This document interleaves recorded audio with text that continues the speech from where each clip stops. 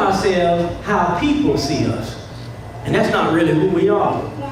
See, it's okay for them not to see the Christ in my life, but it's a problem when I can't see the Christ in my life. When I don't know that that power is rumbling in my life. It's kind of like a generator in a house with power. Well, you know you have a generator there. So when the storm comes, you don't need to go get candlelight. Because you know when the lights cut off, there's a power underneath, and you have confidence in it, and what you're going to do, you're going to just keep on working. You're going to keep on performing heart surgery, because you know if the lights go off, the generator's going to kick on, and you're not going to miss a beat. Do you have a generator of Jesus in your life? Can you see it? You know, the generator is normally hid away somewhere. It's not in the front yard. It's not by the mailbox. It's not where everybody can see it. Hey, we have a generator. Only you know it. Do you or do you not have a generator in your life? I'll tell you a story of not being able to see. Y'all got a moment? Yes, sir. All right. When I first started college, I went to Clark Atlanta University. And that's in the Atlanta University Center. And so there's a whole lot of historically black colleges there. They have Morehouse. Anybody heard of Morehouse? Yes, sir. Well, I ain't going to Morehouse. Y'all, anybody heard of Spelman? Yes, sir. I could go to Spelman if I wanted to. Anybody ever heard of Morris Brown? Yes, sir. Yes, sir. All right. And then they got the Interdenominational Theological Seminary. But anyway, they got another school called Clark Atlanta University. Well, I happened to go there. So I was at Clark Atlanta University, and I was not able to get into the freshman dorm. I guess I decided to go to school kind of late. So I couldn't get into the freshman dorm, so I had the pleasure, or maybe displeasure, of living off campus, check this out, in a co-ed house. That's kind of what I did. So there was two young ladies that lived across the hall from me in this house, and there was a guy, my roommate, I think it was about 12 people. My roommate was a guy named Theodore Johnson. Johnson and Johnson, that just kind of worked out that way. He was from Detroit, and I'm from Georgia. Anyway, make a long story short, this guy was, anybody ever seen, and I'm saying this lovingly, anybody ever seen Good Times? Oh, yeah. Anybody ever seen JJ? Oh, yeah. That's Theodore.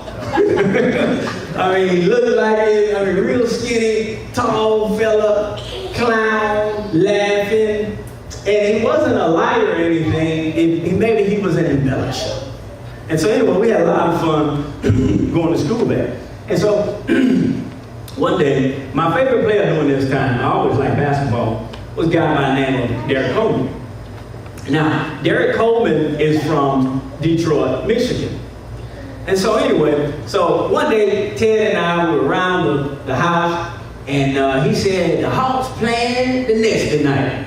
I said, yeah, man, I like Gary Coleman. He said, man, you want to meet him? I said, oh, man, you tripping.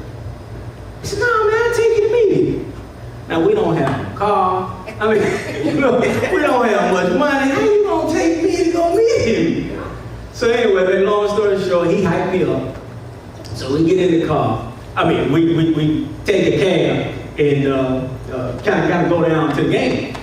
They were playing the Hawks. So we get there. He tells me there's gonna be some tickets there. Well, you know what ended up happening. There was absolutely no tickets there. So I'm like, come on, man.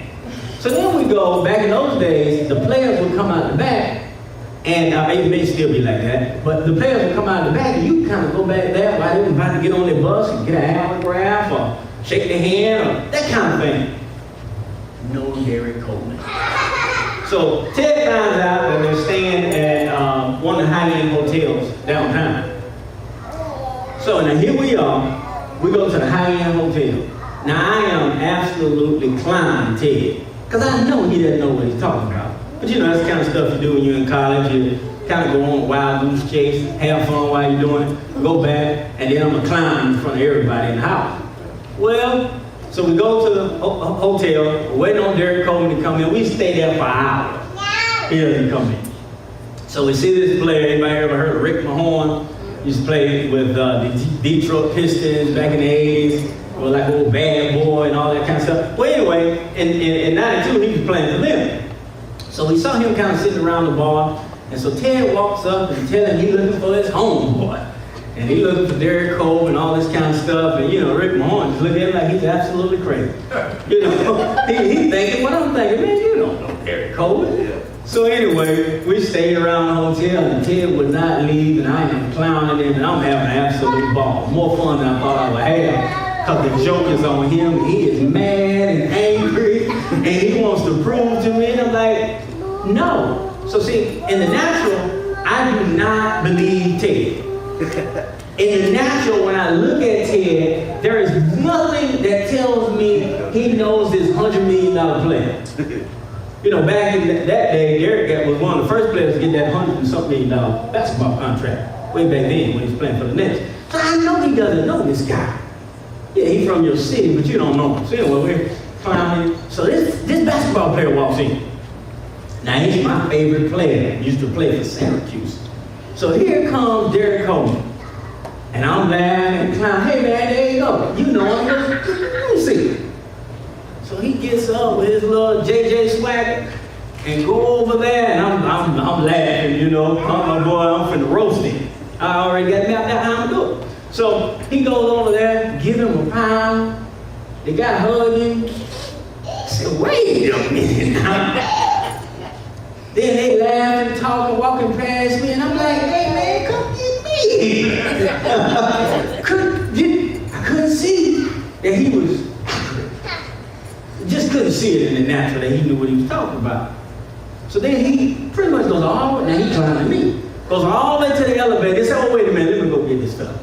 So then he come get me. We get on the elevator with him. Now, a few minutes ago, I did not receive what Ted had to say. The only reason I went, that's just kind of crazy stuff to do when you're in college. You're going wild goose chasing. You know, there's nothing in me thought it was going to come to pass. So here we are on the elevator. But literally at this time, my favorite basketball player that's just coming to the league good, and we're on the elevator with him. Ted really knows him. I am amazed. We go up to his room, and him and Ted sit on the bed, I sit in the chair, and I am kind of starstruck. I'm asking him about Dominique and about other players, and they having personal conversations about home. The fella pulls out some money, whole bunch of money. And pulls him off at least probably a couple stacks at that time. Play money, you know. Puts money in his hand, and I'm looking at him like, what about me? You know. He didn't give me a book. So, and then we got ready to go after hanging with him. Now he can play a game, he's tired, he can do a whole lot of things. Man, he hung out there in that hotel with us for hours. And then back then they used to have them Sky pages. You know, something had Sky pages. And man, he gave me Scott Page's number. On the way back, I was like, man, you really don't know Gary Coleman. And so sometimes in the natural